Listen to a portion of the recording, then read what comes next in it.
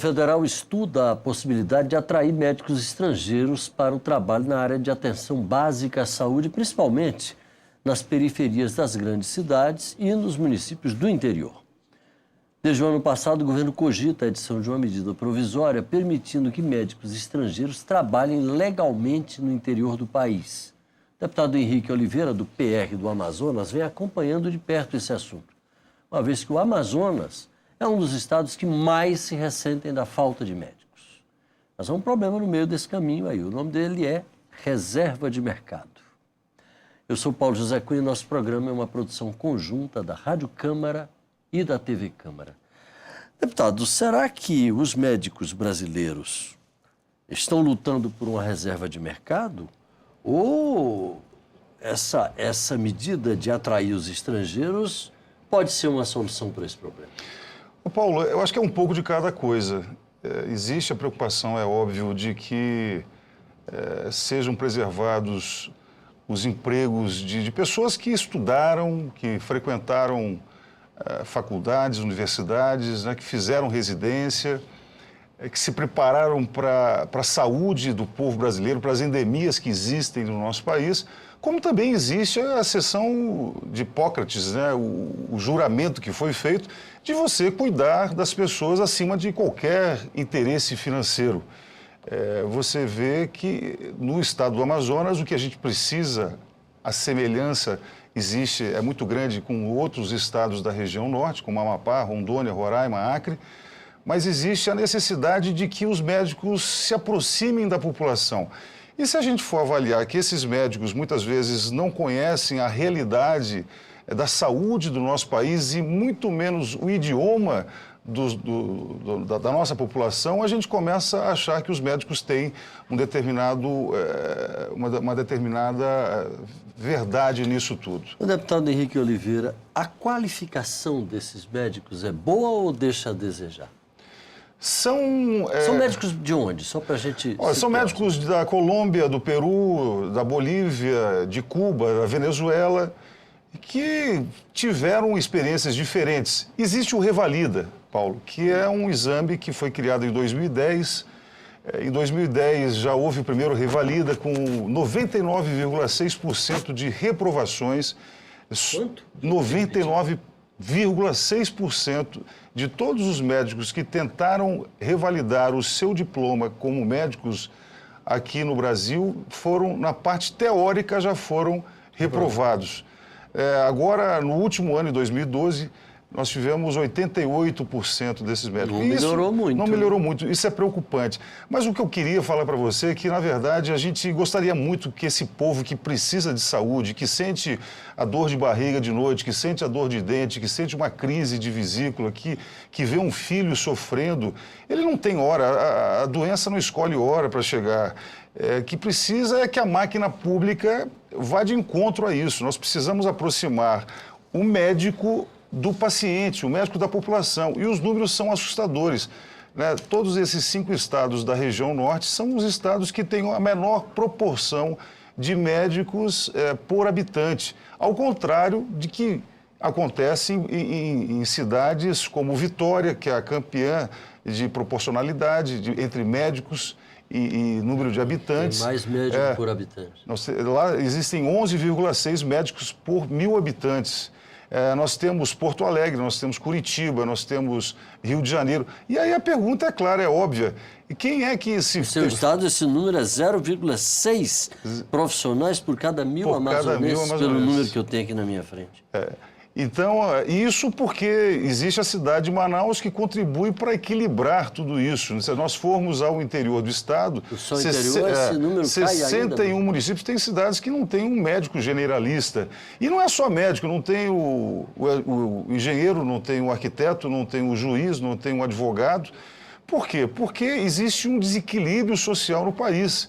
Isso só poderia ser ajeitado se nós virássemos o Brasil de cabeça para baixo. E é óbvio que as pessoas que se formaram, passaram 5 anos fazendo medicina, depois mais 2 anos de residência, 2 ou 3 anos de residência, que saíram oriundos de uma classe média, antes do sistema de cotas, uma classe média alta.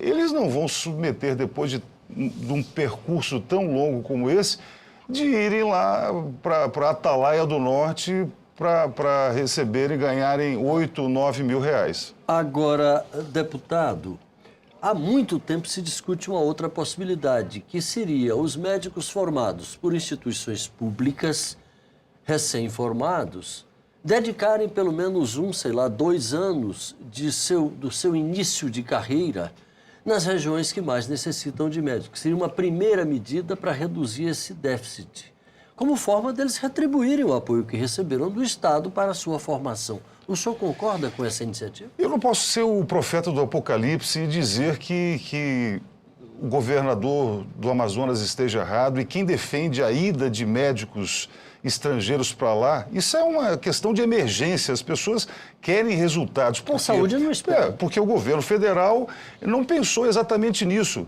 Na minha época, que eu não sou tão novo assim, existia o projeto Rondon, hoje existe o quadro complementar da Marinha, do Exército, da Aeronáutica, a Marinha com um belo serviço, belo trabalho, com navio hospital, singrando os rios da Amazônia, levando o atendimento, só que isso não é perene.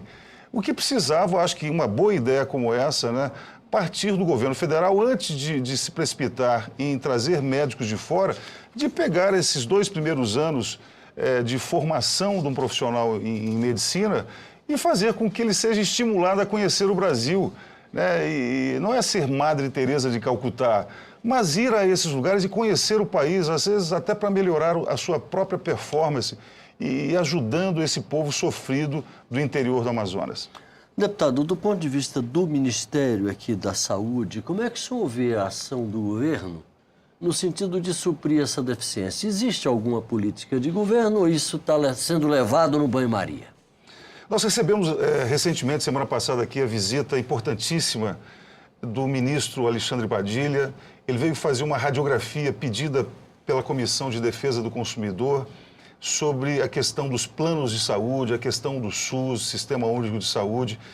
Quem saiu de lá saiu maravilhado, achando que nós estaríamos morando na Inglaterra. Nos sentimos moradores da Inglaterra pelos números que foram apresentados. Existe muito boa vontade, sem dúvida nenhuma, mas nós estamos correndo atrás do prejuízo.